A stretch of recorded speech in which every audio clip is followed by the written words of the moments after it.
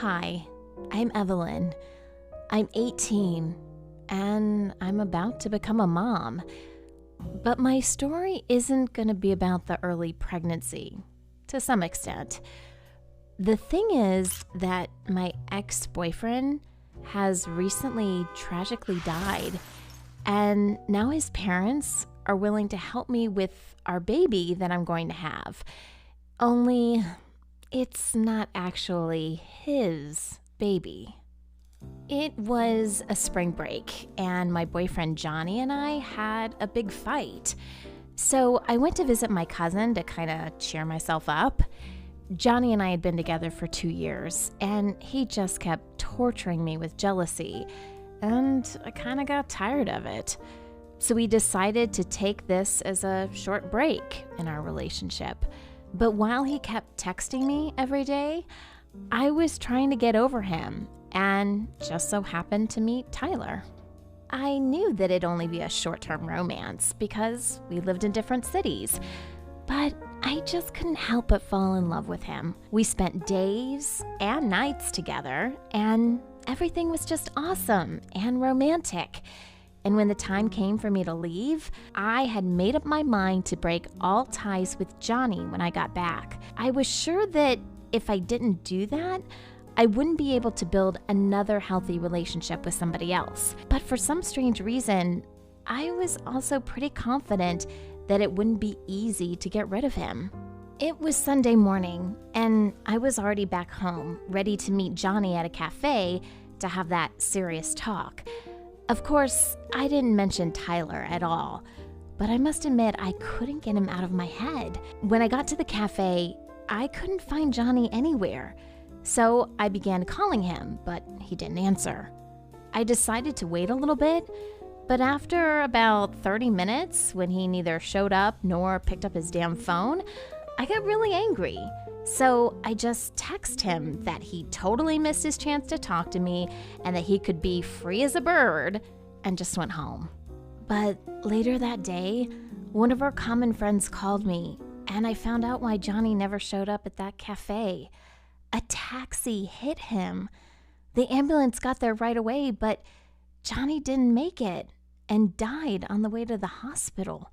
Eyewitnesses said that he was in a hurry and was carrying a flower bouquet with him, and in his pant pocket, a small box with a ring was found. I'm sure you guys can imagine how horrible it was. In addition, everyone around me saw me as Johnny's widow, 'cause for them, we were supposed to be together, right? And I felt, I don't know, so guilty when I was saying my condolences to his parents. I felt that I just had to keep in touch with them after they'd lost their only son. And his mom, she insisted on me having that stupid ring because, as she said, it was something that Johnny would have wanted. And I just couldn't break her heart and tell her the truth about us. It was quite a tough period, but at least Tyler found me on Facebook and we began chatting with each other. He turned out to actually be quite supportive of me. Actually, everything looked like we had just continued our romance online, and this cheered me up. But still, after that stress and everything, my health went down a little bit. Like, I couldn't eat anything and my stomach hurt really bad, and I felt nauseated all the time. So after a month of being sick, I finally decided to visit my doctor, who happened to be one of Johnny's mom's friends. Well, it turned out that I was pregnant. Honestly, I didn't intend to keep the child. I was too young to be a mom. Besides, taking into account the period of my pregnancy, Tyler was the father, and this would definitely complicate our relationship. But guess what? I wasn't the only one who happened to find out about my pregnancy that day. And when Johnny's mom called me to say that she needed to see me, I knew exactly that her friend had told her everything.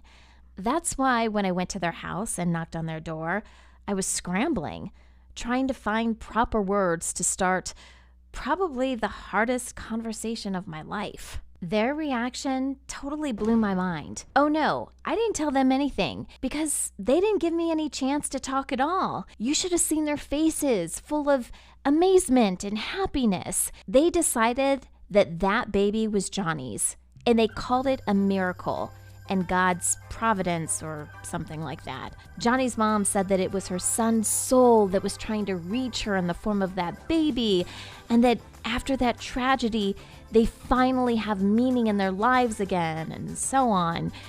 They also said that they'd provide any assistance for me in raising that child and give me the money they'd been saving to send Johnny to college and stuff like that.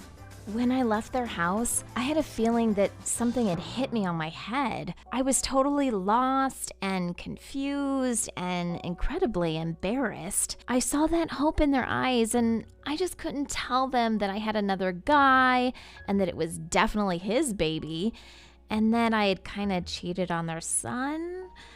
I was so swept away with all these thoughts that I nearly got into a car crash on my way home. Also, I had another crazy thought in my head, like, how should I tell my parents about everything?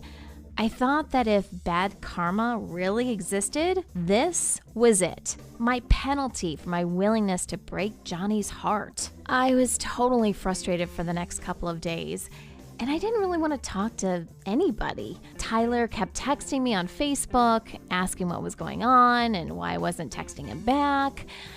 I really wanted to explain everything, just to have somebody else be worried about my situation, you know?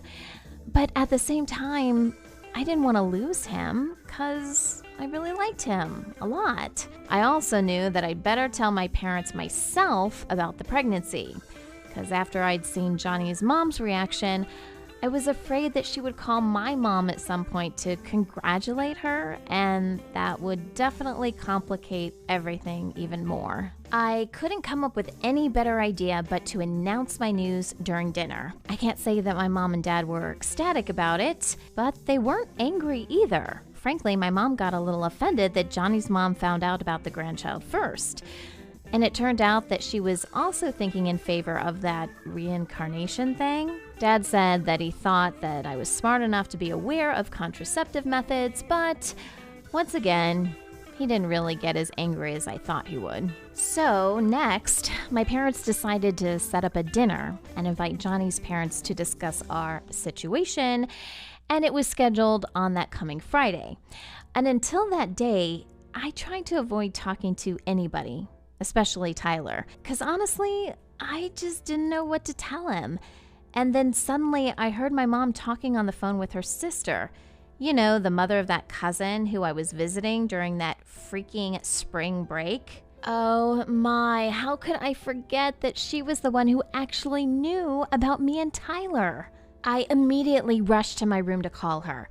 She's always been that easygoing and understanding type of girl, so I thought that I'd better tell her the truth about the father of my baby so she wouldn't tell somebody else about that romance of mine.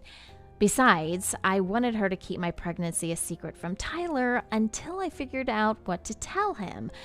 But when I called Melissa, she was like, oops. And then she told me that Tyler had already asked for my actual address and was on his way to surprise me with an unannounced visit. That caused me to really freak out. I got totally lost and just didn't know what I should do. I tried to reach Tyler, even though I hadn't yet decided how to tell him that he shouldn't come, but he didn't answer my call anyway. Of course, I was too nervous to sleep that night. I struggled to get my thoughts together, and I even tried to play out the probable outcomes of me revealing everything, and none of them were satisfactory enough. It seemed like whatever decision I made would hurt somebody's feelings. That's why I thought that nothing could get any worse, and in the morning, I told my parents the truth. I mean, all of it.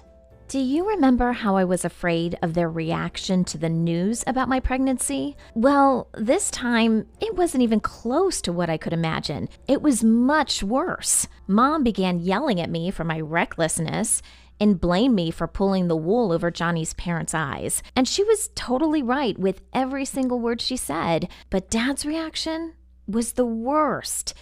He just said nothing and left for work. But before he left, he gave me a look of complete disappointment, and that made me cry so hard and feel so miserable. As soon as I calmed down a little bit, Mom handed me the phone and told me that I had to call Johnny's parents and tell them everything myself. Despite the fact that she was also mad at me, she was holding my hand while I was on the phone with his mom. It was enormously hard, but I still felt relieved deep inside, even though the only thing Johnny's mom told me was that she hoped that me and my baby would be okay, but she wanted me to stay out of their life. I got hysterical once again, but this time, my mom hugged me and told me to stay calm for the baby, which actually meant that I still had no other option but to keep it. This was the toughest day of my life, because in the evening, Tyler showed up, and my parents insisted on me telling him the truth right away. How ironic. He thought that he would surprise me, but he turned out to be the one who got surprised instead. He said he needed some time to cope with the news, and I couldn't blame him. For now, it's been a week since we saw each other, and we haven't talked so far at all. Do you like my story? Then click on the corresponding button, and don't forget to subscribe to this channel.